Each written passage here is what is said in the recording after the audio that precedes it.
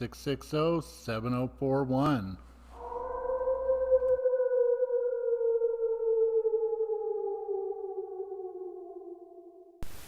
I'm Ron Carroll, owner of Emporium 406, where you'll find unique vintage and contemporary goods. Products like autographed celebrity memorabilia and framed vintage posters.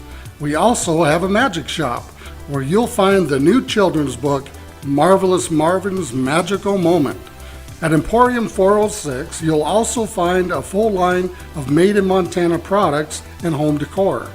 Items such as painted windows, barnwood and tin goods, fleece blankets, designer pillows. Emporium 406 at 23 South Idaho Street, Dillon's premier Made in Montana gift store.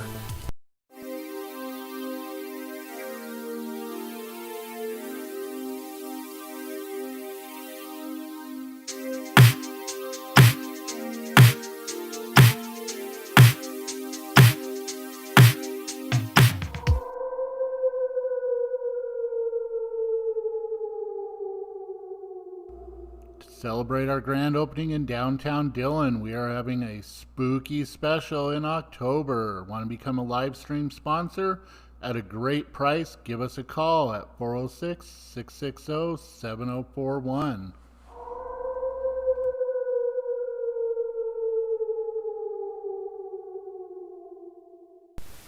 I'm Ron Carroll, owner of Emporium 406, where you'll find unique vintage and contemporary goods. Products like autographed celebrity memorabilia and framed vintage posters. We also have a magic shop, where you'll find the new children's book, Marvelous Marvin's Magical Moment. At Emporium 406, you'll also find a full line of Made in Montana products and home decor. Items such as painted windows, barnwood and tin goods, fleece blankets, designer pillows, jewelry, small furniture, and so much more. Emporium 406 at 23 South Idaho Street, Dillon's premier Made in Montana gift store.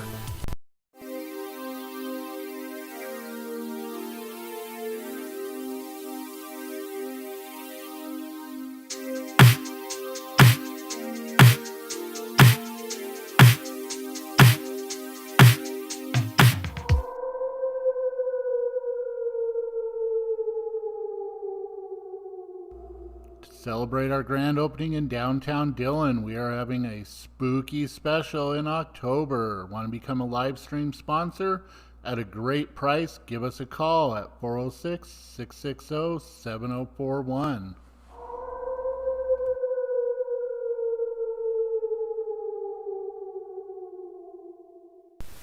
I'm Ron Carroll, owner of Emporium 406, where you'll find unique vintage and contemporary goods. Products like autographed celebrity memorabilia and framed vintage posters. We also have a magic shop, where you'll find the new children's book, Marvelous Marvin's Magical Moment. At Emporium 406, you'll also find a full line of Made in Montana products and home decor. Items such as painted windows, barnwood and tin goods, fleece blankets, designer pillows, jewelry, small furniture, and so much more. Emporium 406 at 23 South Idaho Street, Dillon's premier Made in Montana gift store.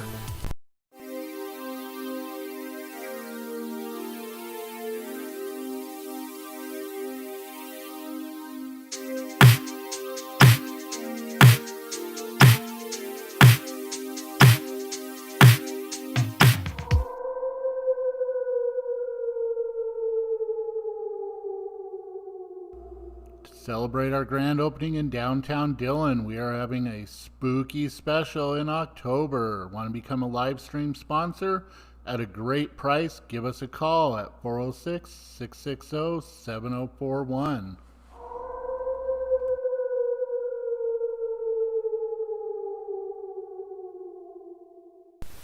I'm Ron Carroll, owner of Emporium 406, where you'll find unique vintage and contemporary goods. Products like autographed celebrity memorabilia and framed vintage posters. We also have a magic shop, where you'll find the new children's book, Marvelous Marvin's Magical Moment. At Emporium 406, you'll also find a full line of made-in-Montana products and home decor. Items such as painted windows, barnwood and tin goods, fleece blankets, designer pillows, jewelry, small furniture, and so much more. Emporium 406 at 23 South Idaho Street, Dillon's premier made-in-Montana gift store.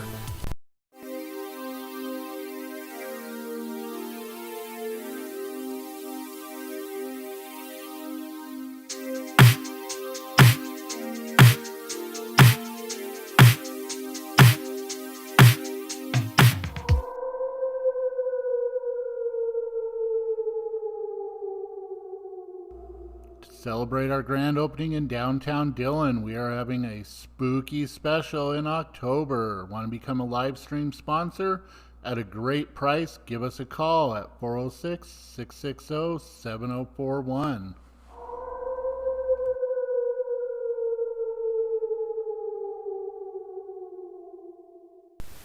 I'm Ron Carroll, owner of Emporium 406, where you'll find unique vintage and contemporary goods. Products like autographed celebrity memorabilia and framed vintage posters. We also have a magic shop, where you'll find the new children's book, Marvelous Marvin's Magical Moment. At Emporium 406, you'll also find a full line of made-in-Montana products and home decor. Items such as painted windows, barnwood and tin goods, fleece blankets, designer pillows, jewelry, small furniture, and so much more. Emporium 406 at 23 South Idaho Street, Dillon's premier made-in-Montana gift store.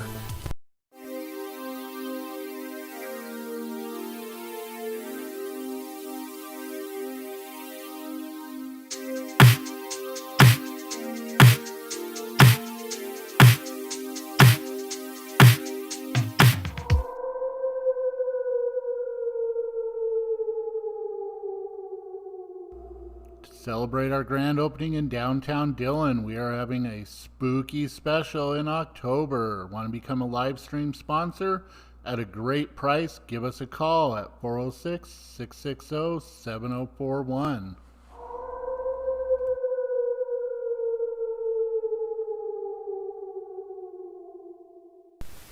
I'm Ron Carroll, owner of Emporium 406, where you'll find unique vintage and contemporary goods. Products like autographed celebrity memorabilia and framed vintage posters. We also have a magic shop, where you'll find the new children's book, Marvelous Marvin's Magical Moment. At Emporium 406, you'll also find a full line of made-in-Montana products and home decor.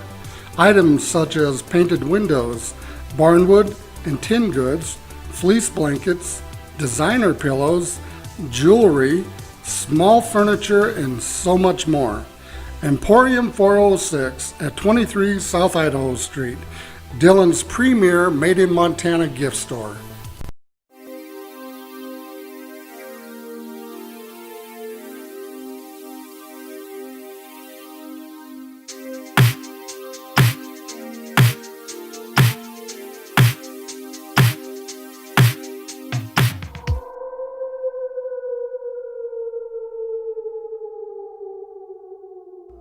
To celebrate our grand opening in downtown Dillon, we are having a spooky special in October. Want to become a live stream sponsor at a great price? Give us a call at 406-660-7041.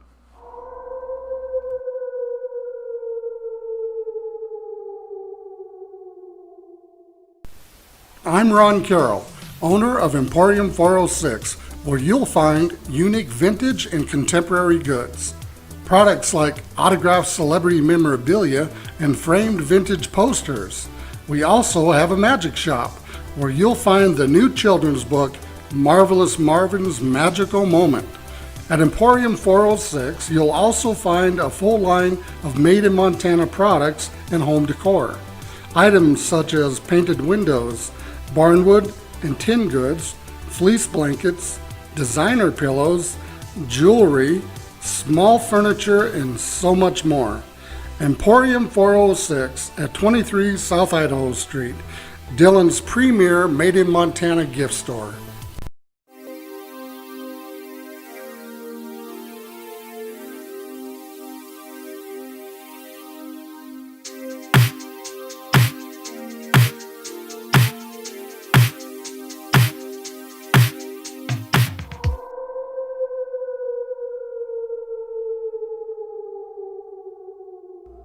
To celebrate our grand opening in downtown Dillon, we are having a spooky special in October. Want to become a live stream sponsor at a great price? Give us a call at 406-660-7041.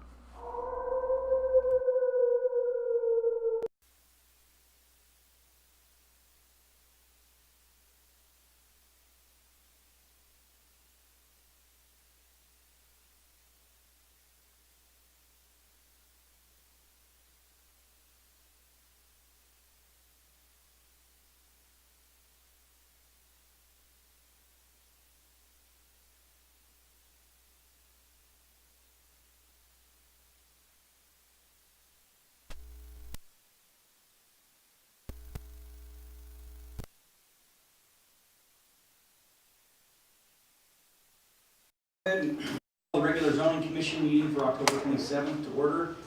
Jackie, would you lead us in the pledge? I pledge allegiance to the flag of the United States of America and to the republic for which it stands, one nation, under God, indivisible, with liberty and justice for all.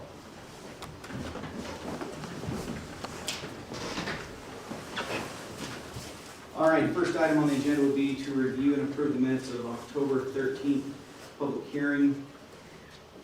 Move to approve. Seconded. Moved by Russ, seconded by Jackie. Discussion?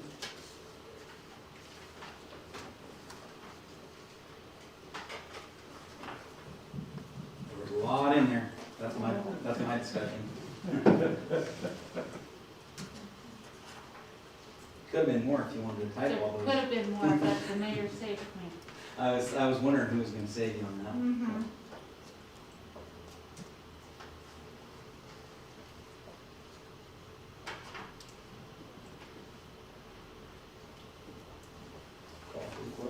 Questions been called for? All those in favor?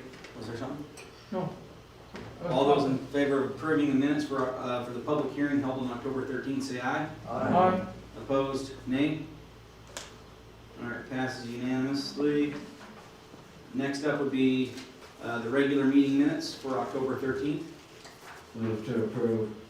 Seconded. Moved by Russ, seconded by Jackie. Discussion?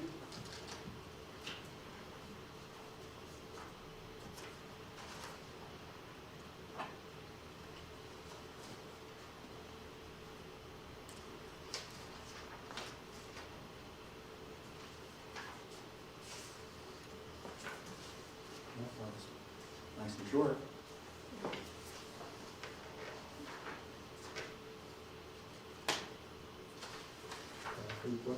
Question been called for. All those in favor of approving the regular meeting minutes on October 13th, say aye. Aye.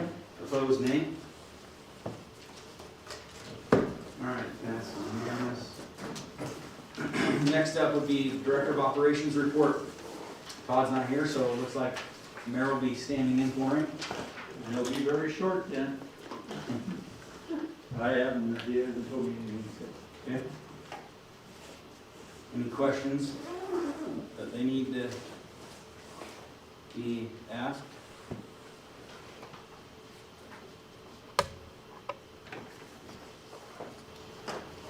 All right, I guess the only comment that I would have, and I didn't think about it until just now, so that would definitely be on me for not thinking of it this way, but we probably need to have the discussion for the potato cellar on the agenda as well, because that seems to be something that's turning into with the classification hearing that we had. So as far as for us discussing it, that was the intent, to come back and discuss more about it, and the potato cellar is I becoming. think that's what WE is. What's ABS then? That's not necessarily potato salad. Yeah, all it is just talking about coming up with a new classification. That was what came up at the public hearing. Because everybody wanted to wrap that into one, but really we're talking about an isolated classification that we wanted to create. Obviously, we know the reason behind it is for that, but that's not the way that it's written. So it kind of makes it a little bit hard to handle if we don't have it on there. You lost me. Have what? For potato The salad. potato seller's not listed in the You're public going hearing. to discuss that on what's how. After, at our last meeting, after the public hearing, Yeah. which turned into the potato seller public hearing, which really had nothing to do with this particular topic that we had sent out the public hearing on. In the regular meeting, I asked Todd, and as you can see in the minutes, we grabbed the minutes from the public hearings that were related to the potato seller, so that we have the discussion side by side, and that's not on the agenda, I guess is what I'm saying there. So we can definitely still discuss pieces of the new proposed designation, but we're gonna have limitations on what we can actually do there, so. Anyhow, that's just, for next meeting, I think we wanna have that on there as well. Anything else? All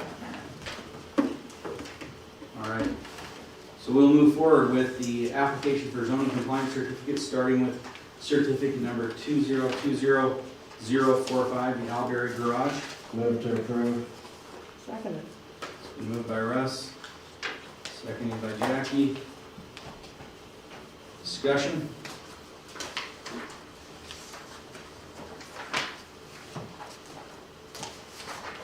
We asked for more clarification on the setbacks.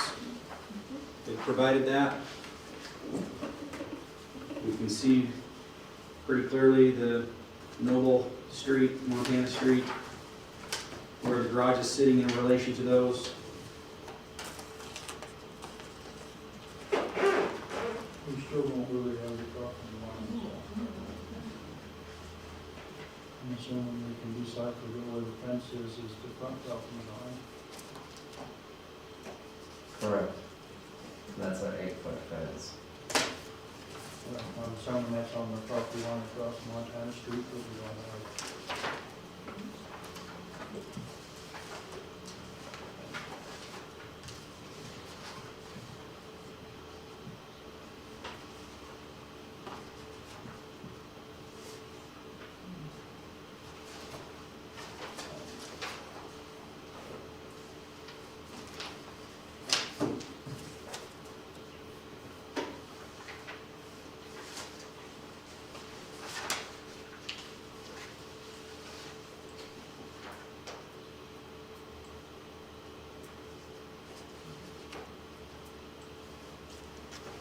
Any further discussion? I guess we need to determine which is the comfortable spot.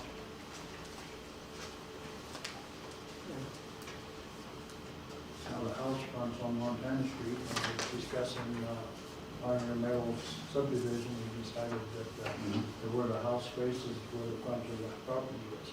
True. So that means this garage should have a 25-foot setback. I guess that's the first thing. And the second thing is, and I know we're going to try to look into the 8-foot fence on Montana Street, is that us? I didn't get a reply yet, but our zoning only allows a 6-foot fence on the side and rears with a 12-inch ornamental topping. So you could peek it out at 7. But with this being the front of the lot, it's a double whammy.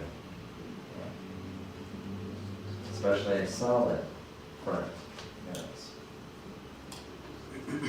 Is he, I guess that was some confusion I had, is he asking for us to approve the fence and the structure itself? Or is that something he's going through with Todd as a separate thing? If you look in the packet, Shirley built the garage, second line to build 8 foot. So he's trying to combine. And then they'll use off the entrance off of Noble.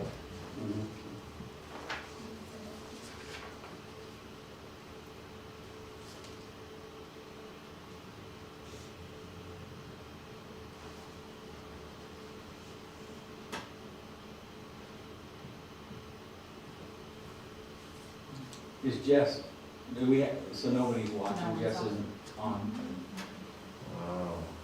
huh? Go from record breaking to.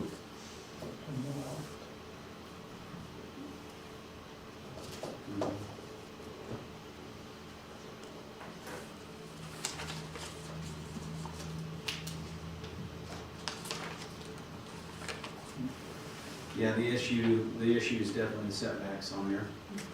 And then the secondary issue on the fence side, definitely.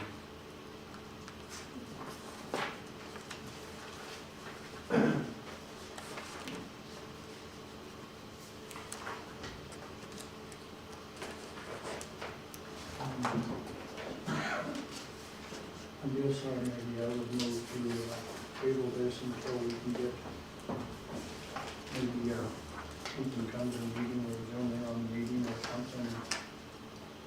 And, I guess the way it stands, I don't know how we can prove it without setbacks.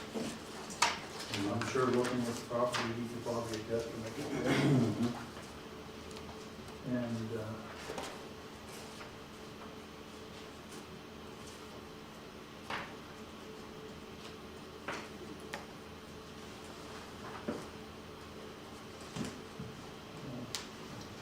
I guess that'd be my motion to move to table this until we get further clarification.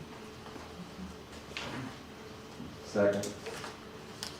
So we've got a motion on the table to table. Second. Certificate number 2020045, and a second by Russ. Any further discussion?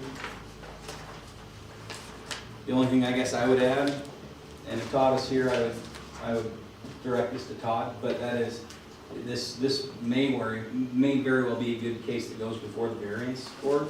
And maybe that he can provide with the highway that there's a good reason to have that exception, and if that's the case, then we would need to deny it and come up with those reasons to deny it.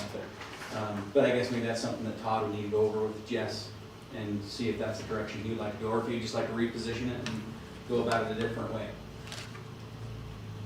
So, Well, let me ask the question and you guys are down to vote at the table. what was that? I'll ask a question when you guys are done tabling. Okay. Any more discussion? All those in favor of tabling certificate number 2020045, say aye. Opposed, nay. All right. Tables. What is the information you guys are requesting? Just tabling it doesn't help any. Why did you table it? We don't know if he wants us to just deny it so he can start the variance process, or if he wants to realign this to work. So what is the problem? He don't have a 25-foot front setback on it. So you're saying Montana Street's the front access? Correct. Yes. Okay.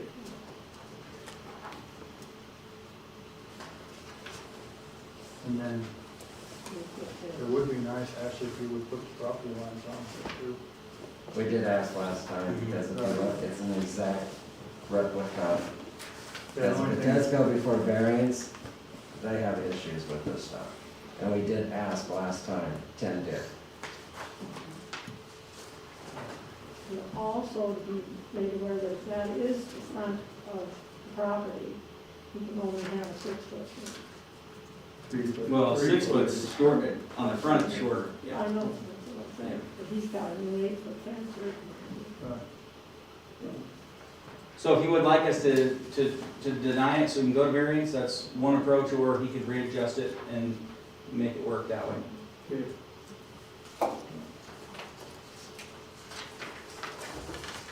All right, moving on to certificate number 2020048, Harvey Storage Units. Move to approve. Second. It's been moved by Russ, seconded by Jackie.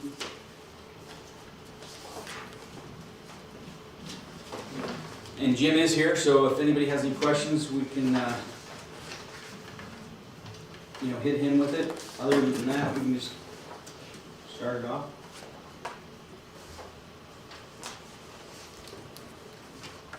First off, I'd like to say great addition to the community for cleaning up the eyesore. So thank you for that.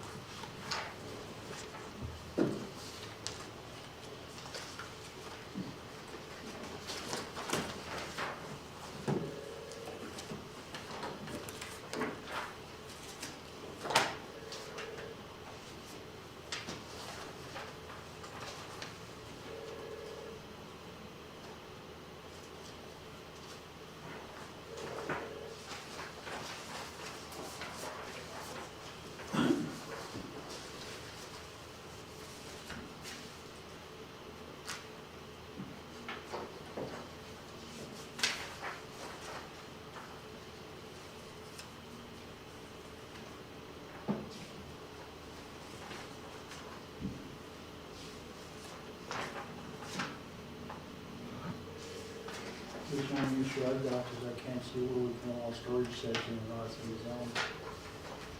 Or residential zone.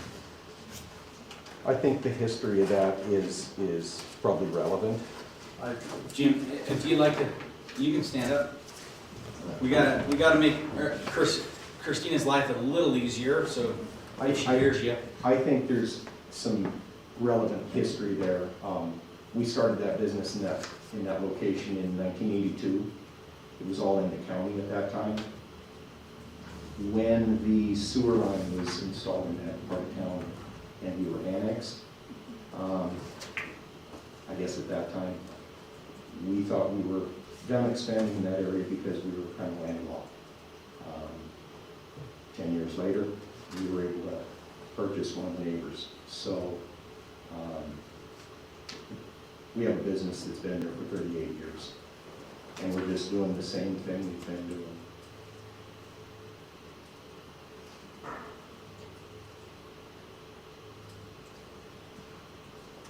Well, I don't think that anybody would dispute what you're saying there, but as far as the zoning currently, it doesn't allow, which doesn't mean you can't do it. It just means that there's an extra step going through the variance board that then would take a look at that and say, it butts right up to his existing business, and then they look at the reasoning behind, doing it, and for us, we do have to go by what the zoning is currently and what's allowed. And the variance board does have that ability to step outside that if you can present a case and reasoning just like you just did there, which would be their right to do that. Okay. So is that what we need to do? Yeah. Yeah, that would be the next step. But in order to go to variance, it has to be denied here, turned down here, but then opens it up for the option to go before the variance board. So with that being said, I will deny it based upon mini warehouse storage is only allowed in C1, C2, C3, and C4 and up. So that would be the first step, us denying. That's what we were talking about before with the previous application. It's not saying that he can't do it, Right. but we have to deny it here. That then gives you the point to then go and request a variance before then. Okay. Which does, it is a process, but I understand that. And when would that next variance opportunity? as soon as we deny it, you go in before Todd. Like in a week, 2 weeks, Jim, so that way we can expedite you. And then as soon as Todd gets going, gets all of your information, what you're doing, and he would then start the ball rolling that way. Okay. Make sense? Yep. Okay. Is there any public comment before we go forward with this motion? Okay. Thanks, Jim.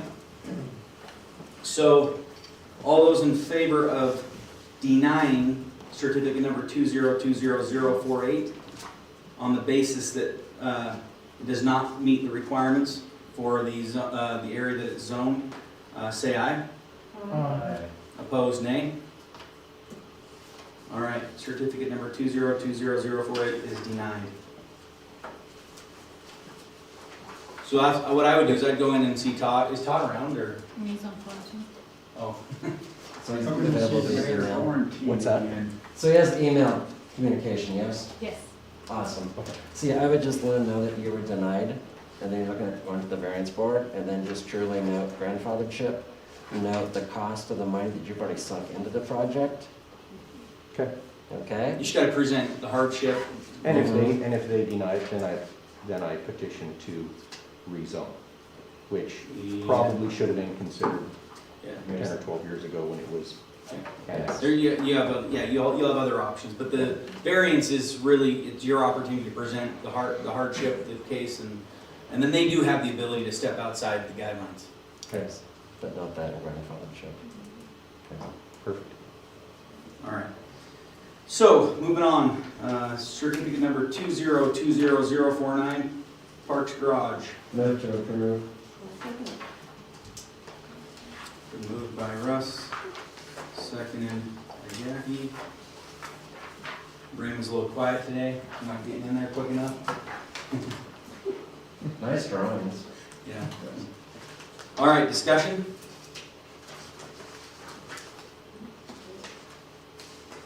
I don't think anybody here is representing this certificate, so. Well, to me, everything fits. The only thing I'm not too sure about is only having 10 feet off the alley Correct. for his driveway. That's, to me, that's a safety issue when you pull out of the garage.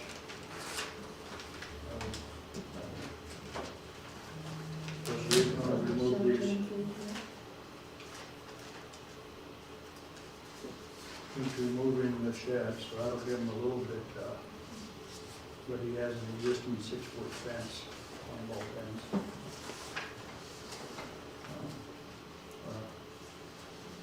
No, I should say existing new 6-foot cedar fence sections, so you can't even see them. So when he pulls out of the garage, it's gonna make it awful tough to see, especially if he backs out.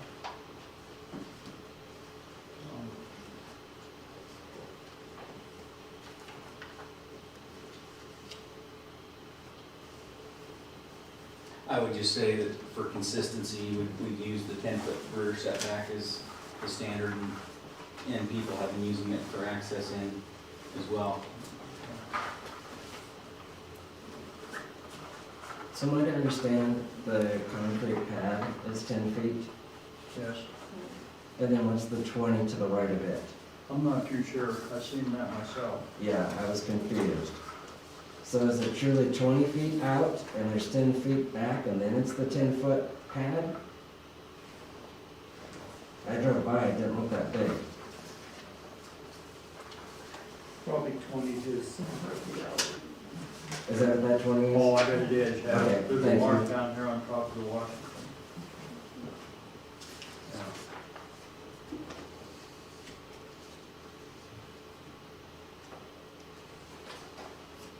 And I don't know, is he asking permission for the 6 feet cedar section? It's existing. No, it says no. Not there. No, but if you look right at the back of the garage, he has new 6-foot cedar fence sections coming right off the back corner of the garage on the side.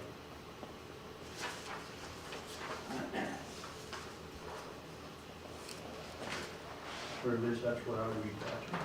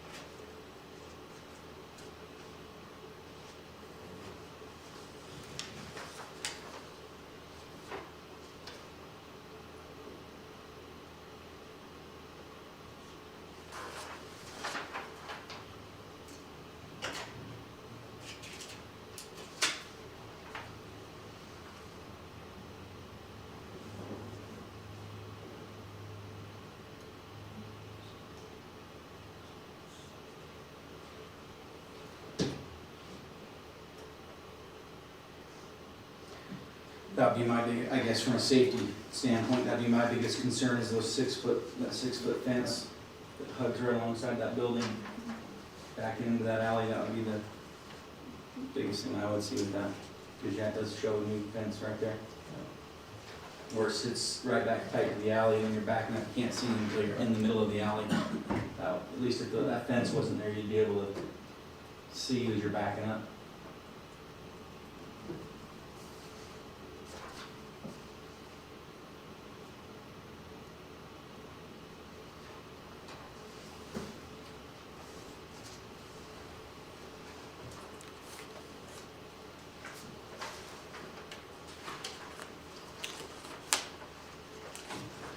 A lot of information on that site plan.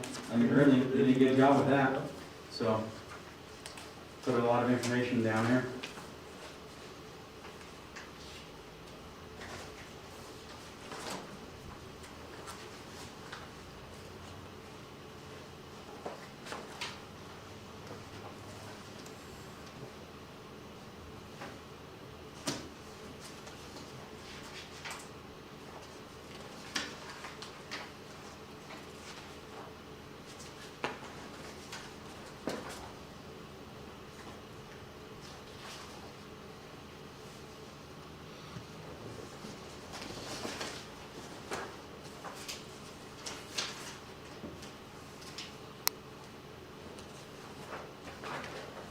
All right, well, since everybody's having such an in-depth discussion, we'll go ahead and open it up for public comment at this time. So, if there's any public that would like to comment on this certificate?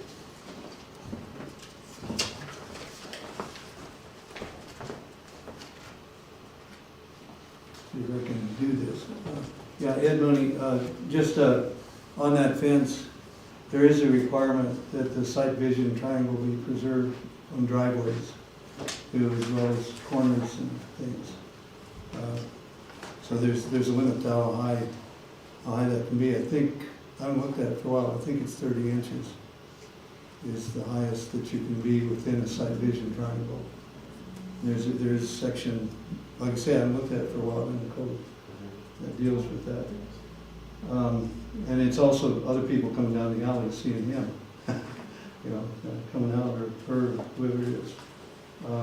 I would say one thing. I was just kind of curious if, it may not apply to this one, but the last one, I was just wondering if you're also approving fences, if the fee is being collected for the fence certificate too. The fence is something that Todd would approve, so I'm assuming there's a separate. Then you probably should have a separate certificate on the side, so. Yeah, but anyway, the fee should be there in any case. I guess Todd can ask you guys to approve it too. Right. Yeah. Thank you. Thank you for your comment. Any other public comment at this time?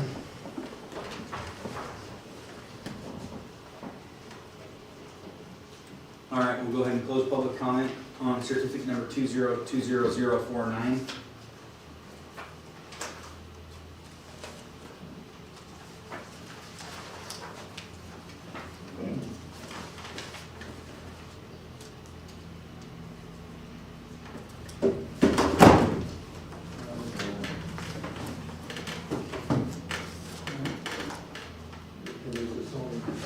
Are we allowed to approve with conditions, or do I only approve the way it's put in?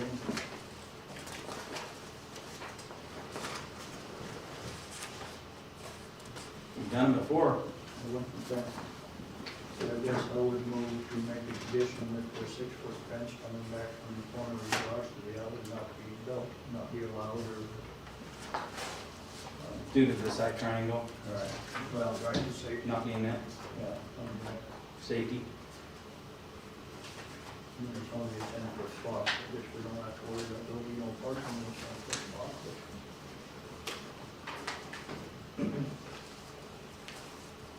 So we've got a motion to approve with the condition that the fence coming off the rear of the garage to the alley is not allowed to be built at the 6 foot. We'd have to maintain the standards in the side triangle.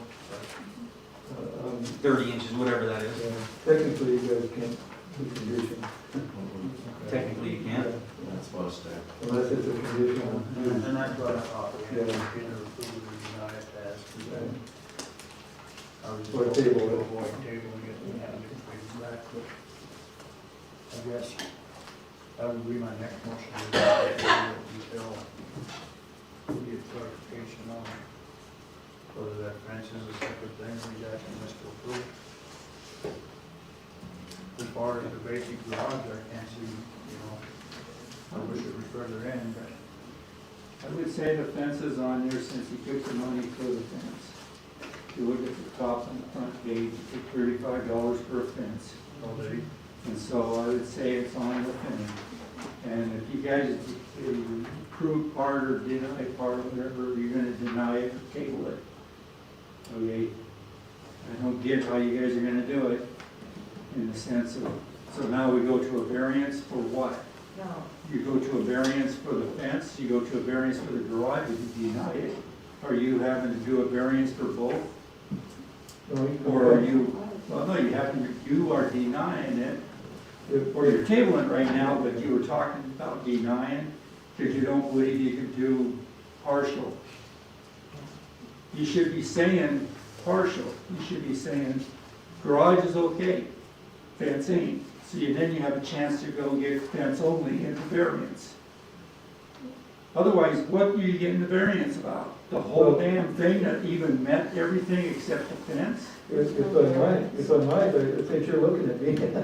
No, I'm just sort of looking around. and it's No, I not- don't, I think if, what they've done in the past is tabled it and informing them that the fence doesn't comply and asking for a change to the plan. And what happens if he says no? So it's his choice. I guess. Well, then he says no. You guys, you'll deny the whole thing. but it says And that. even though the garage meets the criteria.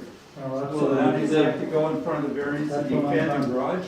That's what I'm trying to find out, did he do this in two separate things, or did he do it in one? I think it's one. Or if he did it in one, we have no choice but to deny the whole thing or approve the whole Or table thing. it. Or table. Just table it. And He needs say to, the he needs to be person clear on if he would like us to approve just the garage, we can do that the way that it is.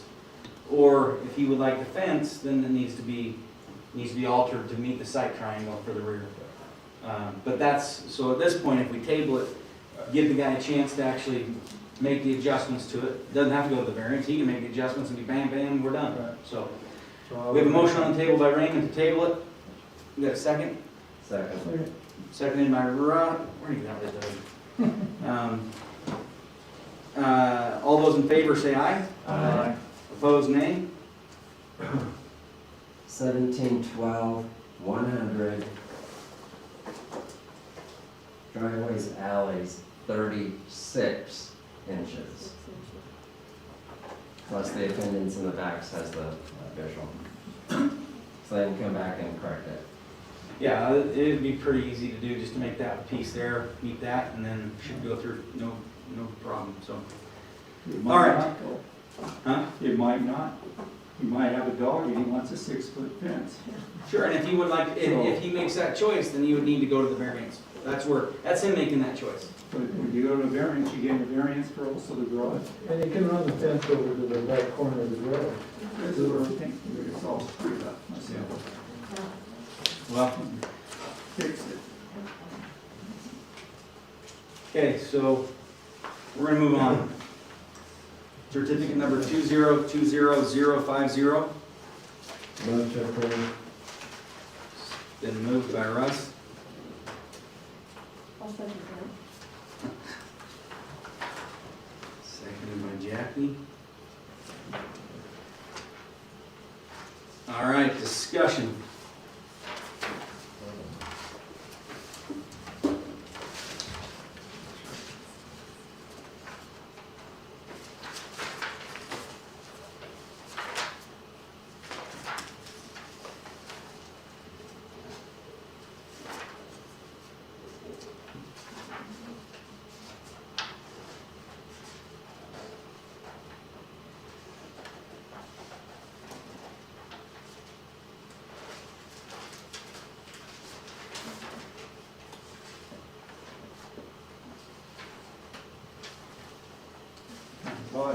this, these. Is that all the plans for these? I wasn't getting that. I didn't think so. Yes, if you want to. Uh-huh. I would. A little more damage. Mhm. At least you can't see me on the thing. All you see is an item come flying out.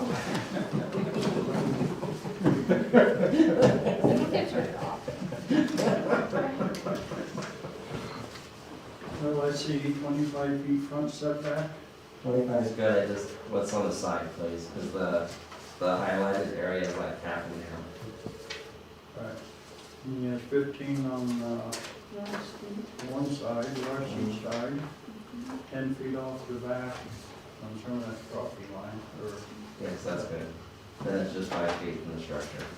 right, which, I don't know if we have any issues with 5 feet from the structure, that's a fire code thing, and I guess I'm not understanding you can't be a fire code.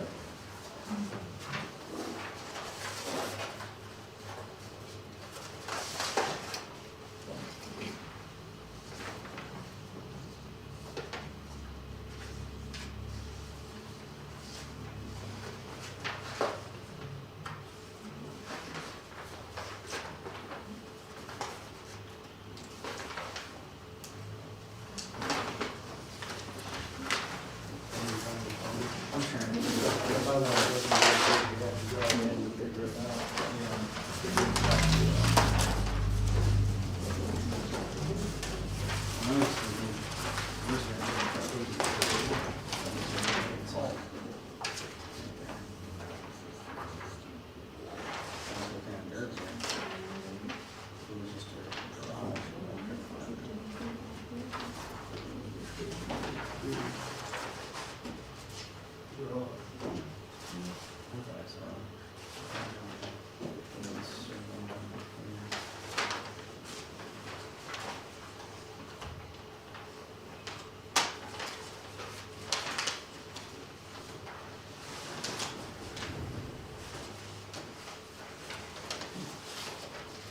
So I was thinking that it said it was a garage, and I did not, I'm not seeing it on there. When I looked at it earlier, I thought that's what it was gonna be, but it's definitely not a, it's not a garage. It looks like a garage with an apartment attached. That's what it looks like. It's a garage with an apartment Yeah. is what he told me this evening. And I thought I saw it on the actual application, but I'm not seeing it there. I think it's on the agenda as a garage. Oh, that's what It's it on was. the agenda, in the garage. But the application isn't clear on that, so. And that's the tough part when the plans aren't in the packet. You're able to see that, but it is a. I guess we need to get into how many bedrooms and all that stuff. What should I actually make it on the That- Yeah, I guess that goes back to the houses advertised, you know, on the agenda. On the application, too, it's three. Well, see, it should have been on the flat number of bedrooms that we built in the house. Yeah, there's a pretty good sized garage. I mean, I'm sure that everything there will be. Oh, this is, okay, I read it backwards, okay. Yeah, because the left side is complete garage. Mm-hmm. The right side is a garage with a one bedroom, one bathroom.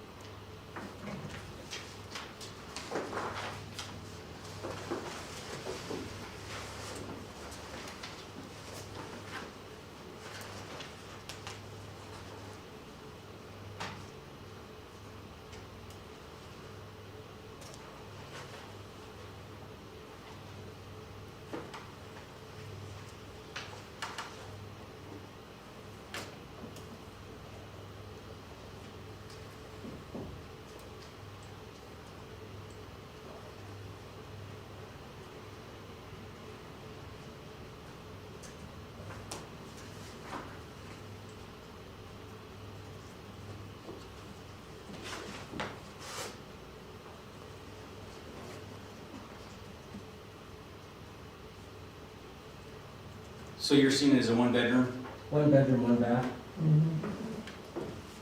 46 by 20 is your living space.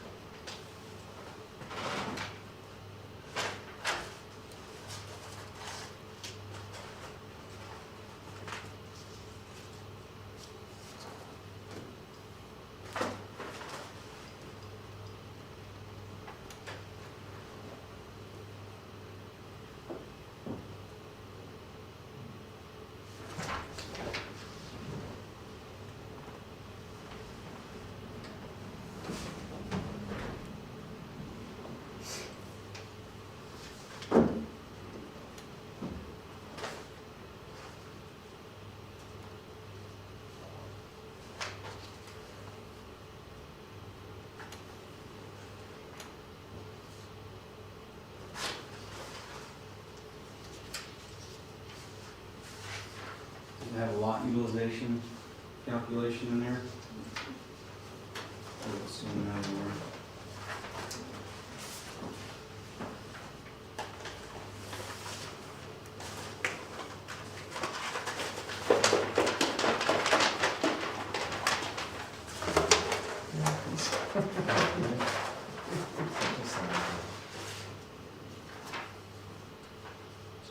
So the house and the garage combined is a 40, 42.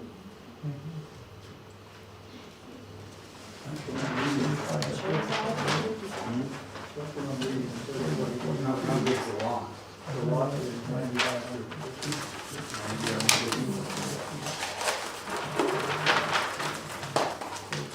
Have up to 35%? 47.25.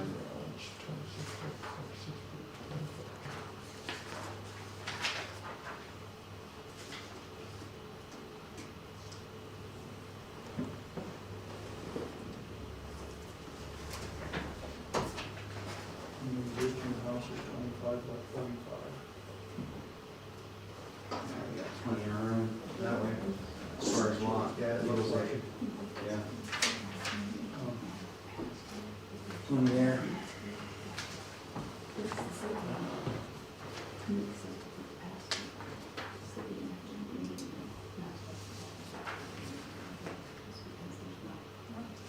All right, we'll go ahead and open up certificate number 2020050 for public comment at this time.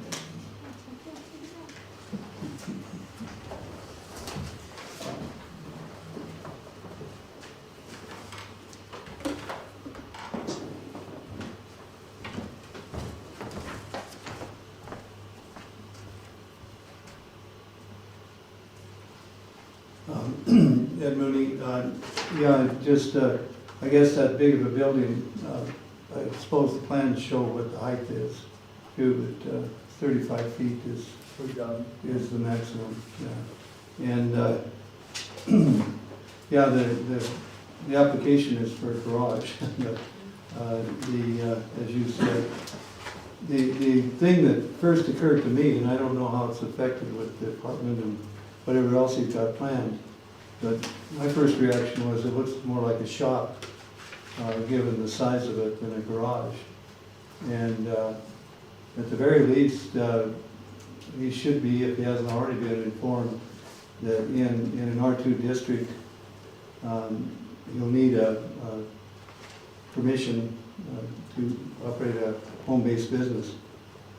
And there are some other restrictions on what that the ratios of this, as you know, the ratios of the sizes of the business to the living space and those kinds of things in R2 districts. So, just for what it's worth, I don't know if he's been informed of any of that, but it may not be appropriate from a use standpoint when everything's known. So, thank you. Thank you for your comment. Any other public comment?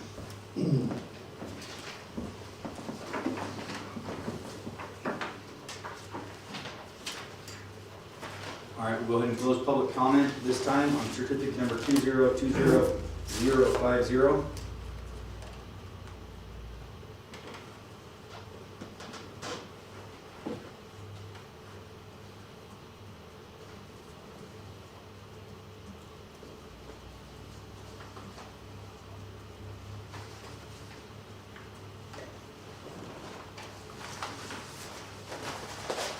So did he pay for a single-family residence, or did he pay for an accessory structure, or what did he pay for? You know, I guess.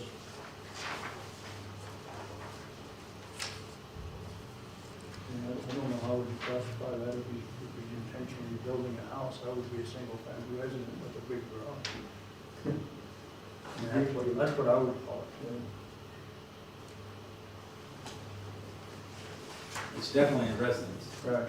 Yeah, it definitely Right. falls under that more than it would a garage at this point, in my opinion. Right. And I don't know, how big did you say the house was? 26 by 42. 44. The house, the original house? No, the house and the garage is Oh, it's a Yeah. 40 by 42. and how much of that's living area? 26 by 40? Yeah. Yeah, 46 by 20. But you said it was Yeah, 46. because half it's a shop, the other half is more or less a regular garage, and the house above it, the apartment.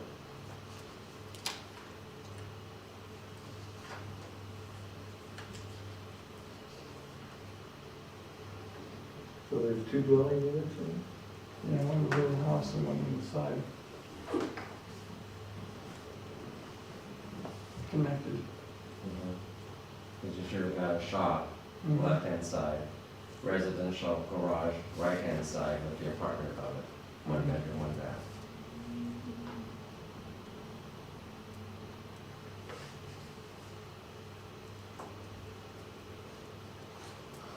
One hell of a big garage to have.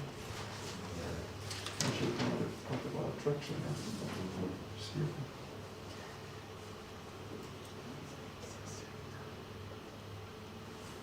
The biggest concern I guess I have is that it's presented as a garage and it's really an apartment, it's a single-family residence. I feel like we need to have it be clear, not saying that you can't do it, but I feel like that's what we need to view it the way that it actually is. In my opinion, that's the big deal. Right, because for the living quarter, he has to show the parking spaces. Which he has. He has, right. It's only one bedroom. And, right, but it should be put on the plan there. So,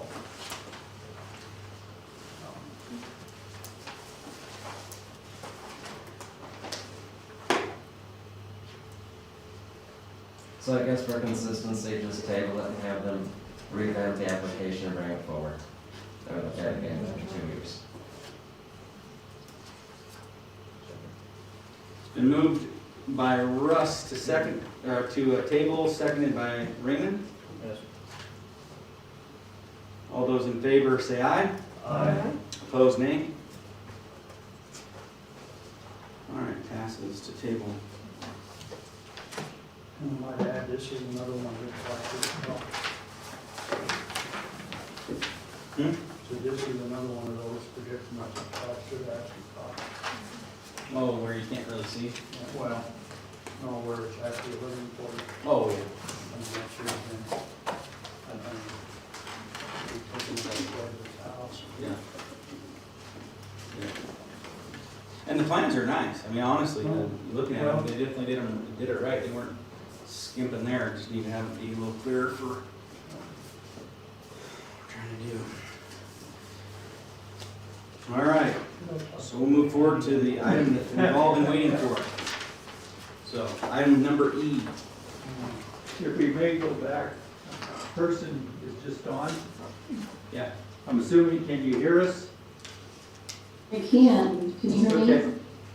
This is Ms. Parks. Okay, you might be able to, if you, somebody can untable the third one, the garage one, and maybe Oh, okay, yeah. to bring it forward and ask since if that's a problem, yeah, Okay. Zoom. I move to untable. Is that the proper motion, Mike? Yeah, bring it back to the Bring table. it back. All right. Number, Mrs. Sparks, we tabled yours due to some questions that we had, so there's now a motion on the table to bring it back. So we're gonna do that now, Okay, and we're gonna hit you with the tough questions. okay. No, they're not that tough, really. The main thing is on the application, it's presented as if you're applying for the garage as well as the fence all in one application. Yes. And in our discussion, we had no problem with the garage itself, Okay, but the fence you show coming off the side of the garage, the 6-foot fence, does not meet the site triangle requirements for the city. That would need to be a 36-inch fence okay, to have that be allowed for the fence to be allowed. okay, that's fine. So if you're okay, I guess adjusting that to meet that requirement, that was our main issue there. Okay, great, so the garage is okay, and I just need to adjust the fence height. Yes, just on that portion that goes back to the alley. Perfect, Yeah. that's great. That's fantastic. So just for safety backing out of the garage and then people being able to see you coming onto the alley. Totally get that, that's completely reasonable, yep. That sounds great, thank you. Are there any other questions anybody has for her? No, move to approve as amended.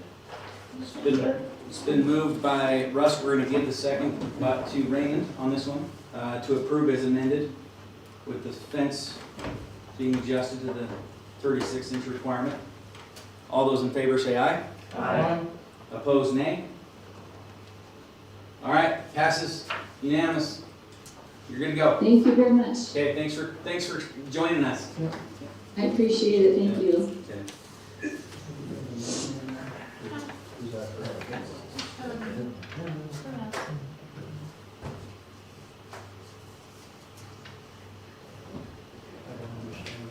All right, now we'll move on.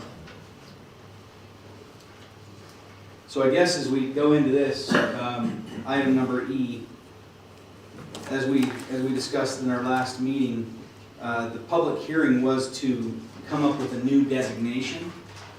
It was not to discuss specifically rezoning the potato cellar. The first step is to discuss this designation and come up with the option to potentially go that route. And we had hoped to have the public hearing minutes and have the discussion together today about the potato cellar, because it seems that it is being lumped into one. And that is the intent is to come up with a zoning that would work for the current situation and use that's going on there, as well as protect the overall city going forward. So, and the residents overall. So that's where we're at, and I guess it was adamantly clear in not just the public hearing that we had this last meeting, but in the public hearings before, that the residents didn't want any unsafe they don't want to have any new creations of that could pop up that would create an unsafe situation, which has been a common theme for both public hearings. And some specific things were being talked about in that discussion. Fertilizer, yeah, the liquid fertilizer, yeah. The minutes didn't show it, and our plans really didn't show it that good, but when we actually discussed this several months ago, fertilizer was actually one of the things that was not going to be allowed in that zone. Yeah, and they didn't make it. But, I don't know, because I actually was under the impression in my mind that we were wanting to go forward with that zone. I thought we finally decided to try to rework one of the existing zones into what was down there, but I guess from the public comments, you can see that we're probably not going to get away with a new zone anyway, so we probably need to go back to our original intent on making a zone that's already in existence fit down there, or, you know, I mean, and of course, I guess we're not talking about the potato cellar, we're talking about the zone itself, so I guess I would just basically make a motion based on the public hearing we had to take the new ABS zone out of contention as being a new zone. And I don't think that's a bad idea, but I think the thing that those people and everybody knows is that right now, anything can go. It's an unzoned area at this present time, so. We're not talking about that, we're only talking about. I get it, but what I'm saying is you're proposing something that isn't a solution in the long term, and we still have to figure out the zoning down there that's gonna work for the current people that own the ground, as well as the residents in the immediate area, and that's the thing that has to be dealt with. I mean, we can table it and never come back to it, and then it's an unzoned area forever, and, you know, it's not gonna impact you guys any, and it's one of those deals that, it's not an answer to the problem or coming up with a solution. I think the biggest thing is coming up with something that's gonna work, and it was very adamant, and I felt like that, and I, you know, Dave Cottom chimed in a little bit there, mentioned, we don't need it to have fertilizer, you know, the liquid fertilizer, we don't need all that stuff, and that seemed to be one of the hottest topics. Well, that was something that was. Yeah, so to move the table and to not do it, I'm not necessarily disagreeing with that, I just think that we need to have a plan to bring it back and not take another 2-3 years to do it. Well, I think that we could zone the potato cellar area into an existing zone that we have already. And, I mean, you know, rather than having kind of going through the commercial zones we got now. And, I haven't found anything yet. Let me just take a minute real quick, because we do have a couple people. Well, I know Kent wasn't there at the meeting, but we give these guys a chance to just share what their thoughts. They've had some time to sit on it, think about it. Is there anything that you guys would like to say to start out? You do need to stand up. Yeah. Once again, we're trying to make Christina's job a little easier. Still be not quite as much fun as. When this all began in 2016, Rich Wassel, when we had the public comment, wanted a genesis of when it started and everything that had taken place. And I don't know if all the people that wrote letters were aware that the zoning commission has had this brought before them numerous times. A certified letter was sent to the owners on 6/15/16 with this map, and it showed what was being considered to be zoned. I have copies of it if anybody hasn't seen it. But anyway, Rich seemed to think that all of a sudden ABS zoning had been created. And that seemed to me that all the people believed that, and they didn't realize. December 1st of 2016, we had a public hearing, and there were questions and answers discussed from the public and the owners, and it was a discussion of a C2 at that time, and it was being taxed as commercial property. And at that time, there was a letter that Lynn Westad had written that said determining the correct zone for an area is important. The area called the potato cellar is being considered to be zoned C2. The commission considers uses that currently exist and other uses that may come in the near future. C2 seems to be the zone that would achieve compatible growth, and current property investments are protected and can continue. That was January 3rd of 2017. So at that time, it was being considered a C2. Then on January 24th, there was a meeting, and Ed suggested that that wouldn't work. We discussed it, and there were a lot of things that didn't fit. So Ed suggested an M1 zone, and he gathered information. I have what he said here. I don't know if I need to read it, but anyway, let me see what he did say. It might be easier. Anyway, he felt that the M1 fit us better. So we all got together, discussed M1, we met with Todd. I think we talked about it here at the zoning also. There was a packet of information, I think it's 20 pages long, I have it in here, that talked about M1, M2, this is it. all the different areas of the country. And after going over it, there were so many things in it that really didn't even apply to us or fit. Then on February 3rd, we met with Todd, all of us, Kent, and some of us, and we decided maybe it was agricultural. That maybe fit better than anything, but it was not decided to be agricultural. We brought it before the zoning commission and presented it, and then Ed had a lot of updating and things that fit and didn't fit. I have here, Todd Hazelbaker requested the potato cellar zoning be addressed at the next meeting. That was February 7th, 2017. Todd has reached out to other cities and states, Miles City, other places, and trying to find something that might work with us. So we met with him with this ABS.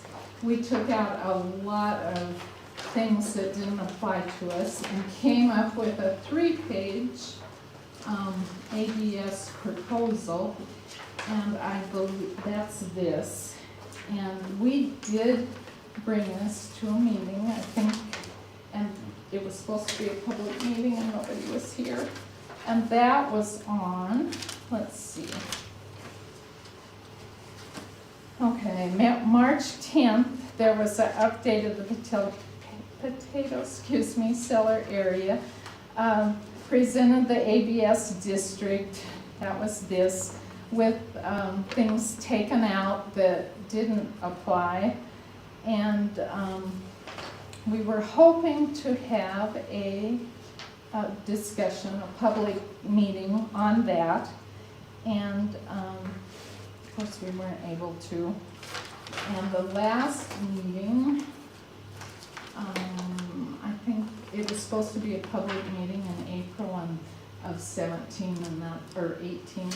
And that's kind of when the COVID hit and we just kind of tabled everything.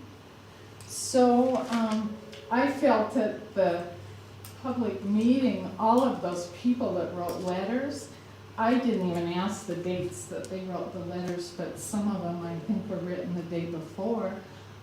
I'm not sure they knew we'd been working on this since 2016. And I really compliment the zoning commission for working with us as business owners, trying to come up with something that fits us.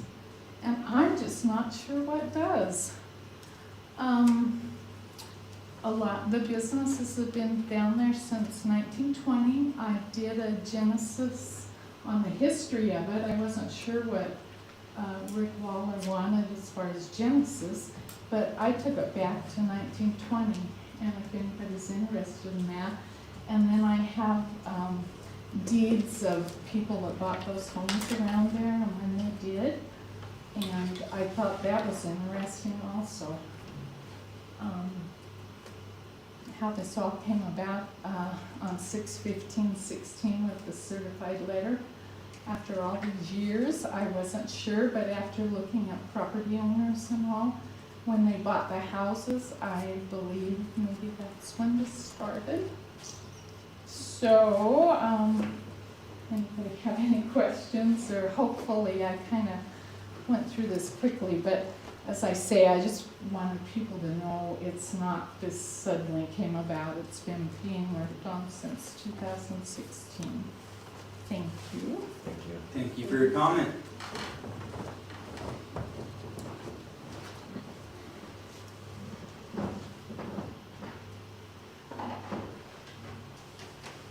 So it's been the zoning commission's goal for longer than I've been on it to zone the unzoned property. And when we've done it in every case, we've tried to take the comment of the people that own the land and get that to work with them as well as the surrounding neighbors, and we've been able to do that pretty well, I felt, up to this point. And from at least what I've heard from you guys, and also from the comments, there should be a pretty easy way to do that. The biggest, I go back to your point, I do think a lot of people weren't fully informed on it. I would agree with that. And so I do think that's part of it too, is making sure people are educated as to what's going on, how long it's been there, what the plans are, things like that, of that nature. But I don't feel like just saying, all right, this isn't the way to go. I guess to me, I just feel like we need to have a plan. This has been going on since 2016. It needs to get handled and dealt with. And to me, it seems like we could take the structure of what we have, remove some of the fertilizer, the liquid fertilizer, some of that stuff that seemed to be the biggest talking point, and move forward. And that's my take on it. I don't know, Russ, what's your thought? Hey, yeah, this has been a challenge. Mercy. Yeah, this wrapped up like my 8 or 10 or 12 year stint as a public zoning commissioner. Yeah. It's unique because we truly intertwine with the county. With the one structure, literally folks, it sits on city county. I mean, it's 50-50. And when you look at that, yes, ideally, we'd love to see a C2 because C2 seems to be so compatible. But when you look at the reality of it, it basically defaults as an M1. I think people will be shocked to hear that because more comes in. But I think what people need to realize, and it's a term that y'all know I freaking hate it, grandfathership. You know, we've honored the folks in the other areas that we've zoned just because they're grandfathership, their use. And when that ceases, then they comply to the new stuff. I think this is a situation where I think we want to get it zoned, and I think we're just grasping right now, rather it be the ABS, rather it be a C2, C3, M1, M2. It's going to be unique. For folks that don't realize, Dillon Fertilizer, right across from the mini, that soil is contaminated. EPA will tell you. A lot of the soil over there is going to be contaminated. So for it becoming a residential area with the railroad lease and everything else is probably non-existent in reality, the real world, in the floodplain, which everyone brought up in the articles. Floodplain, soil contamination. You know, that's why we have I want to say it's the Berry minor subdivision across from the mini. That's why it's all asphalt city, folks. Contaminated soils. And that's what a lot of that's going to be as well, unfortunately. I mean, it's just what it is. It's the railroad and everything else. But I think right now you do have two situations. You're either looking at ABS as its own entity and as a district that's going forward. And over here you have another area that has to be zoned on that map. But I think we always take in consideration of the current owners as well as the adjoining property owners. And I think that there has to be a happy medium in this situation, but I think folks need to realize that once it's zoned, it does not cease current operations. I think that was the hope of some folks with the information that was made available. We've never been a zoning commission to cease or halt anybody. We've just been there to give them guidance and direction and hope to get this zoned. I think it could fall with anything. You look at ag as well, and ag was one that we truly did look at to begin with. But when you actually take it and actually apply it per se to what is currently in existence, it fell short. And I think that's why C2 falls just short. I think when we go to the M's, it's a little too extreme. And then of course we have ABS, and you gotta look at the fact that I know someone in this room is gonna say, Russ, growth policy. Look at your growth plan of where we can put some of these districts that we're creating and that we currently have. And then truly look at that corridor. you have residential, and then you have the county on the other side. I think the last big stretch we did, the C2 was very compatible on Blacktail as well as on Railroad. And this is when I think that we just gotta truly step back and say, okay, what currently do we have? And if there's nothing currently that fits it, how can we alter it? But realize everyone's grandfathered in for their current operations down there, so if someone else coming in and want opening a shop, really doubtful.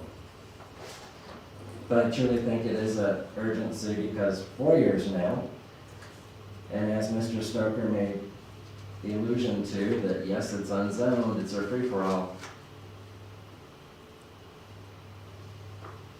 Same with the other unzoned areas that we do have, folks, so we're not alienating just this group. There's still some other spots on that map that haven't been colored in, unfortunately. And it wasn't requested by the original owners to do this, and actually wasn't even brought forward by, as far as I know, it wasn't brought forward by any of the neighbors to have it zoned. This has just been a task of the zoning commission to get the unzoned property zoned so that, it's done. So it's not like this has been brought forward by this upheaval of public saying this needs to be done, or you guys saying we want this done. This has been something that the zoning commission brought on, and now it's time to figure it out. And it was a discussion when I was on the zoning commission. Yeah. 7 So- years ago. So 7 or 8 years ago. So it's just one of those deals that I feel like the to say grandfather, this is, I know you hate that, I know. But it needs to work, with just assuming it wants to, these guys want to sell the business to the next person that wants to buy the business and keep going with the business. It needs to work, for who knows how long. I mean, we don't know. So I guess at this point, it is a matter of figuring out the best way to do that. And it probably has to happen in the way of creating a new designation, which is what that public hearing is for. We took the public comment on what it was. We know, it's pretty clear what they did not like, what needed to be taken out of it. Ed made some recommendations I felt like that needed to be considered. And there again, this still has to go to another public hearing, even going forward, before the city council. So this is far from ever being completed. But I guess my thought is if we can take what we have, modify it to where we feel like both ends feel pretty good about it, and then see if there's any different opinion after we do, as far as public comment when it goes to that point. And that's where I said I'll be the devil's advocate right now, so I'm sure I'm gonna make brownie points on the other side. Y'all know me. So we take this out, folks. Potatoes not there. None of that stuff's there. You're looking at a district. ABS district. Now look at your map. Is there a place for this district? Irregardless of potato folks, maybe they're gonna move. Yeah. Yep. They're going into the county. Mm-hmm. So now you're gonna take it from that perspective. Does Dillon, Montana need another district? And if it does, where's it gonna go on the map? Period. Not that I'm for or against ABS, but in a reality world, is there a room for this new district? If not, there's our answer. I hate to be a devil's advocate to you all, but I mean, just saying, there's the map right behind Tim. Can we squeeze in a new district? Is it compliant with the growth policy? Is it compliant with the neighbors? Is it compliant with code enforcement?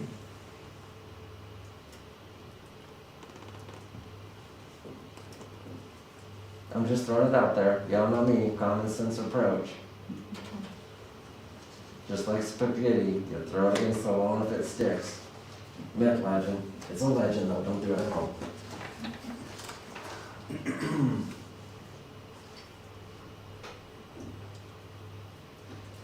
So we've got a motion on the table this, or to just chuck out the ABS and to forget about it forever. And I think if And- you honestly look at the map, like Russ was saying, there really is no place in Dillon for a dedicated ABS zone. And realistically, except for what's already here, if someone come to town and decided they wanted to open business and compete against these guys, in all actuality, they probably would compete in an area south of town next to the railroad tracks where they have all that wide open space and cheap land and compared to what it would cost to build inside the city limits of Dillon anyway. And like I said before, I think we can modify one of the existing zones to meet the needs down there. Again, some of this stuff, I suspect, the gas stuff, a lot of that stuff, the EPA is gonna eventually say you're too close to that creek anyway, and eventually you're not gonna be able to realistically expand probably, will you? I mean, knowing what the EPA and the water and all that stuff. So some of this stuff, and not wanting to run anybody out of business, I mean, I think they ought to stay in business down there for another 100 years. But realistically, looking going forward, that all the government regulations they've got in place now, I really doubt that you would be able to build a new diesel tank storage area down there today. So, you know, upkeep what you've got, sure, but I doubt if anybody, Rocky Mountain Supply on Benton will not get away with expanding. There isn't room, really. What's that? There isn't room, Well, really. Right, but what I'm saying Yeah, is, they're so, just. and so realistically, the only people down there who's gonna want to expand will be Kent Graham and his grain elevator, and realistically, he's gonna expand in the county anyway. So, we're really, I guess the other, going back to Russ's point there, and I guess that's the discussion that needs to be had as well. If there was let's say on this ADS hypothetical designation came about, and we went through the process of zoning that down there, which is a whole nother set of deals we got into. That would limit you to just being able to use it for that purpose. Where if we designate, because ADS is very specific on what's allowed in there, versus an M1 that gives you more broad. So if you wanted to say go outside of the county and you wanted to turn it into other things, you'd be limited. You would be limited on, say, selling it to residential or what other types of use. So I guess that would be a drawback to doing that in that area, is if you ever didn't want to put it, put something else that wasn't necessarily the use that you have now, they would be more boxed into that type. So there would be, I guess, some advantages to taking a current designation that we have and making it work for what you guys currently do, and giving that option. Versus, Although I believe though, looking at this ABS, I think, I wouldn't throw it in the garbage can. I think there's some definitions that surely need to be brought out and brought into our current doc. and some of the ABS. So I mean, even if this is simply the ABS district, we table it till we get the other thing zoned, I think we need to come back and look at some of the definitions and bring those into our current doc. Because some of those definitions are truly agriculture based. So I mean, no matter where we go forward in the next couple of minutes, I think we still need to keep this. Well, all the definitions should be put in our definition section anyway, because one way or another, they will cover something either in the C zones or the ag zones. Because a lot of that stuff is, and I don't know if I want to bring it up, but like fertilizer is actually allowed into a C3, C2 zone. It's not allowed, or It is. Oh, it is. It is. So, all the arguments that they had about mass fertilizer storage, that stuff is already legal in Dillon. Up to whatever limits, once you get so much, then you get into somebody else's. But as far as the city of Dillon, we allow warehouses.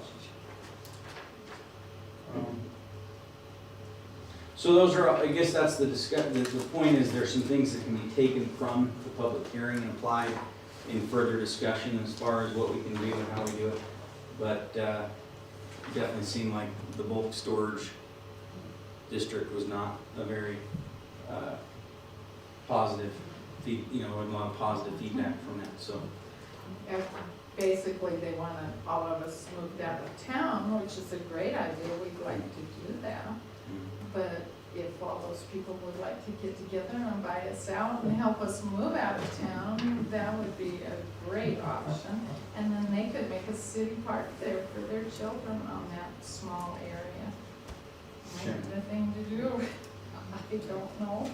Yeah, well, at this point, that's the joys of trying to figure out ways to make it all come together. So I feel like at this point, there's enough positive. I mean, there were a lot, quite honestly, I feel like if you asked everybody if they have any issues with what's going on currently, most of them, no, I'm fine with that. It's just the thought of what could come in if you brought in this new designation, and that's what I gathered from a lot of it. And I think those are the things that going forward, as we talk specifically about the potato cellar and what we're going to do there, then that's the stuff that gets hashed over. So any public comment? I guess at this point we've kind of talked our way through a lot of this. Any public comment?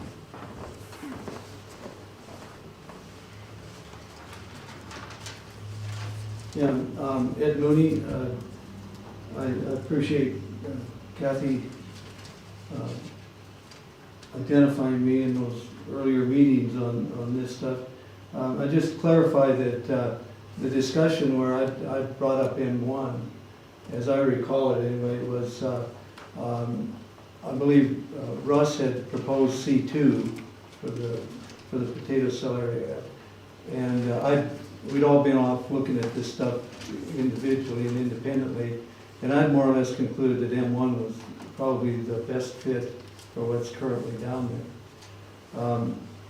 Subsequently, Russ convinced me, though, that one of the main considerations of the commission should be to look at what the future should be, not what it is. And I did kind of come around to the C2 idea.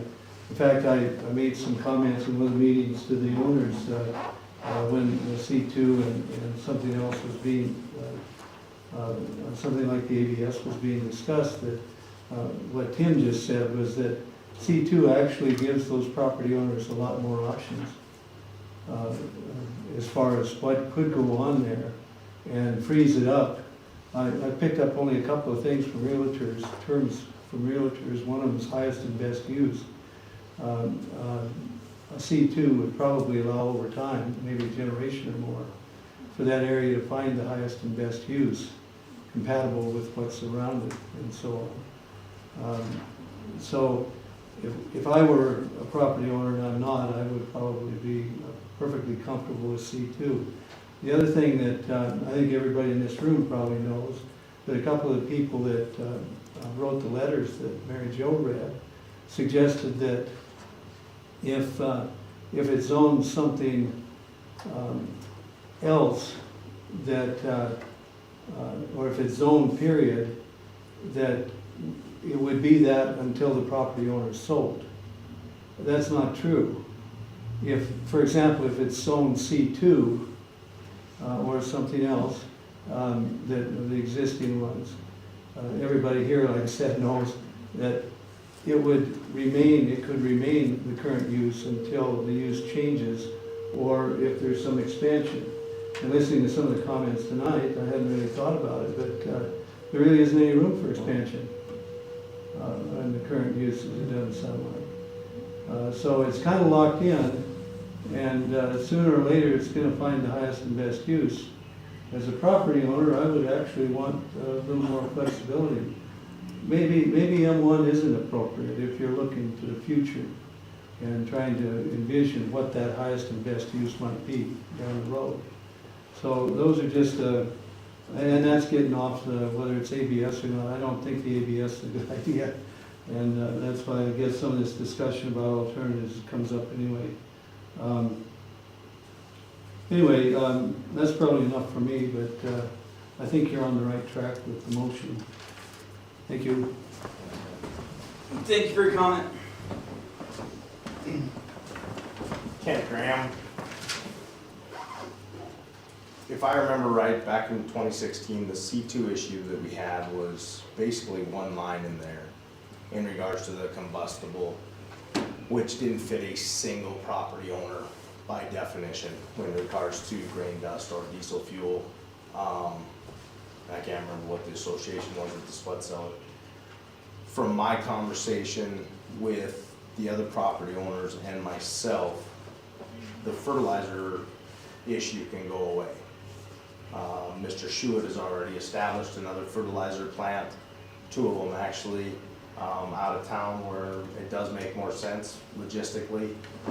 We have no intent whatsoever to ever become a fertilizer dealer, and the logistics here in town are not very friendly to it anyways. So as you guys are looking at some variances to a couple of these different zonings, keep that in mind, that the fertilizer deal doesn't have to be a portion of that. Please, which Russ alluded to, keep in mind for future owners of these properties as well, that they are allowed to continue. East Bench Crane's been around a long time and is a well-established business for over 40 years, and is a critical portion of this county. I think all the people standing here or sitting here right now realize the number of dollars that turn around because of agriculture in this county, and East Bench Grain is a critical portion of that. There's very little of the wheat and barley that is raised in Beaverhead and Madison County, at least within Sheridan, and now even into some of the stuff over there at Cameron, that does not come through East Bench Grain. And those farmers and ranchers are bringing their business to town, and those dollars are turning over, and they're turning over, and they're turning over. So, when you're looking at the zoning, you know, keep all that stuff in mind. The fertilizer stuff does not have to be a portion of that, and consider the variances that make sense for the current owners and the expansion of that area. You know, like what Russ alluded to in regards to the growth of the city. Thank you.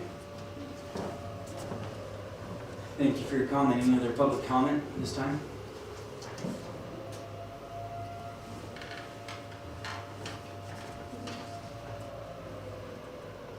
All right, we'll go ahead and close public comment on letter E. Any more discussion?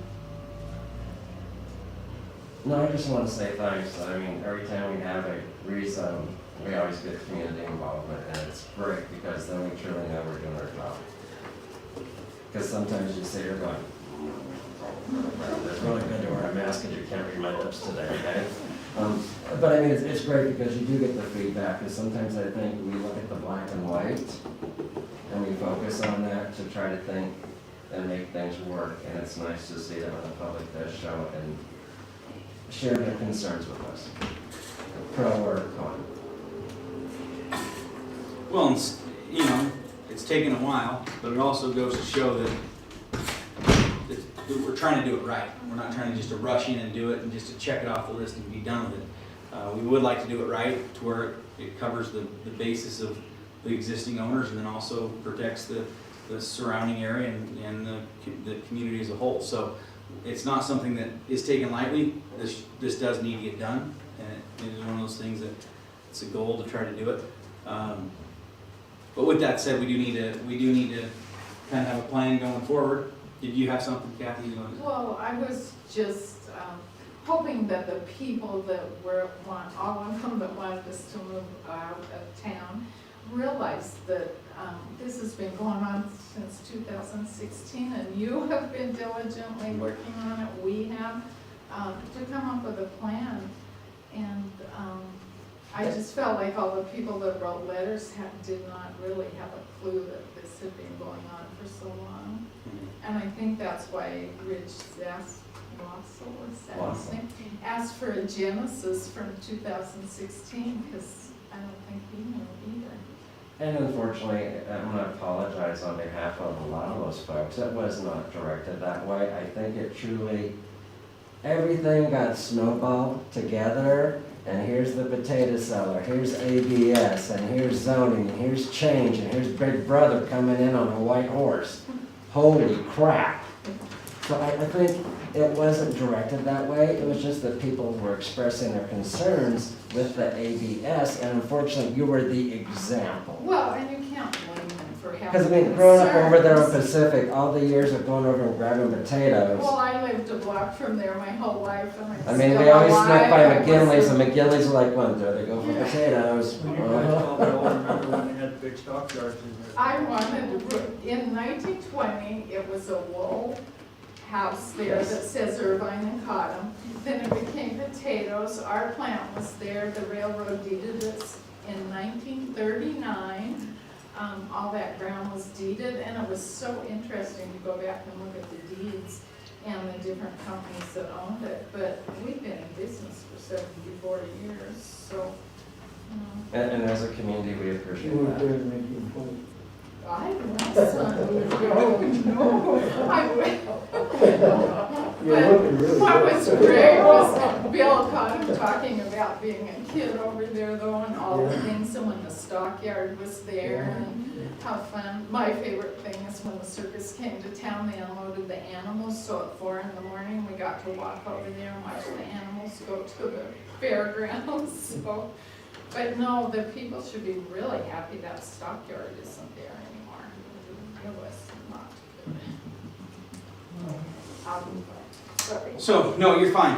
We're just moving on through here. So I see Mary Jo standing up there, so we're gonna open it up for public comment on items of significant public interest, not on the agenda, but within the jurisdiction of the zoning commission. Did we vote on the motion? We didn't have to do a motion?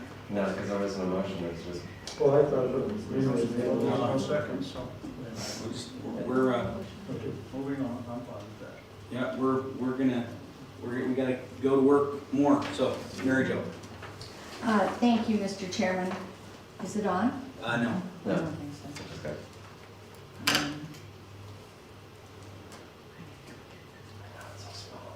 Was there one earlier? Battery dead or something?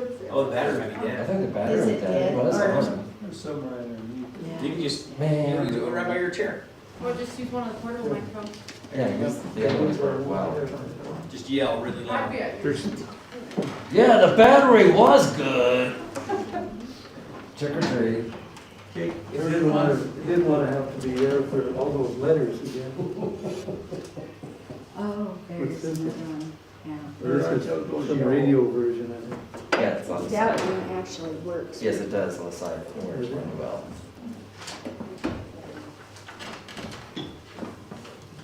Okay, I think this one also works How long the battery? for a while. Okay. Boy, I sure didn't want to comment tonight. I commented enough at the last zoning meeting, but I feel I must, just because at the last zoning meeting, I was reading letters that were addressed to the zoning commission. Most of those letters I was reading for the first time. And the reason that happened was that our COVID-19 numbers had gone way up 2 days before the zoning commission meeting. And we were advised by our hospital that people should not come to the meeting, and that it was not in their health interest to do so, and that if they could find one person just to read their letters, that it would be a much safer way of doing things. So that's why I read their letters, most of which were for the very first time. There are many people in my neighborhood that have asked me to keep them apprised of anything that might impact them. And so I have just a little email list of concerned citizens. And those people that I sent an email to about the potato cellar area and the ABS, I sent them a copy of the ABS, and then I went over a brief history of the last 5 years. because I read every single set of minutes for the last 5 years. And so those people knew of the history.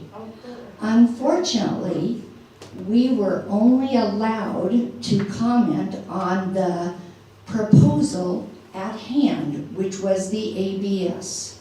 We could not comment on anything else. So that's why people's comments were very narrow. They wanted to go back and talk about the C2 and the C1, and several letters did allude to those kinds of zoning things. Even though I stressed that we were to keep our comments, Todd told me they were to be narrowly defined to the ABS period. And so I tried to, that's what I communicated to people. I didn't ever hear in one letter, and I'll go back and read every single letter again. I did not hear anyone ask the present landowners in the Potato Cellar area to move out of town or to do anything like that. I'm not sure where that notion came from, but it didn't come from the letters that I read. I'm just positive that's. It was on the Zoom, there were several people on the Zoom. I think it was some Zoom meeting. comments. One of them was Charlene Logie, said, could those businesses move out of town? There's plenty of, I actually wrote it down, what she said. So you're right. It was a It question. wasn't a letter, it was on Zoom. Numerous people spoke up and said, those businesses should move out of town where there's plenty of property and out of residential. Or It wasn't necessarily your letters, but we had, what, 20? I think knowing Charlene, it would be phrased more like, is it possible Yes. for those landowners to move out of town? And so that is a righteous question. But I didn't ever hear of anybody wanting people to move out of town. I want to just end with, I think I put it in 3 different places, in both at the beginning of my comment, and then I ended my comment with, I want it to be perfectly clear to the city and to the zoning commission that I absolutely want the present and historic uses of that land to continue. And that I think that, with a little bit of cooperation, we can all work with that kind of a situation, with the present and historic uses being grandfathered in so that they can continue, and when the correct time for transitioning to the next generation comes, that's what happens. They transition and they go to the next generation. And then they go to the next generation. There isn't any reason why that can't happen, or at least from my personal perspective. And I thought I made that really clear. And if I haven't, I hope I have now. I want to thank you for all your work. As a matter of fact, when I sat on the zoning commission, I think from 98 to 2005 or something, 2004, we were talking about zoning the Potato Cellar area. So it has gone on for a long, long time. And I appreciate all your work and your effort to get this done. Thank you. Thank you for your comment. Any other public comment? I did dig out the minutes from that period she's talking about, when we were started looking at it, if anybody's interested, about that day. Minutes for the meeting. Any other public comment?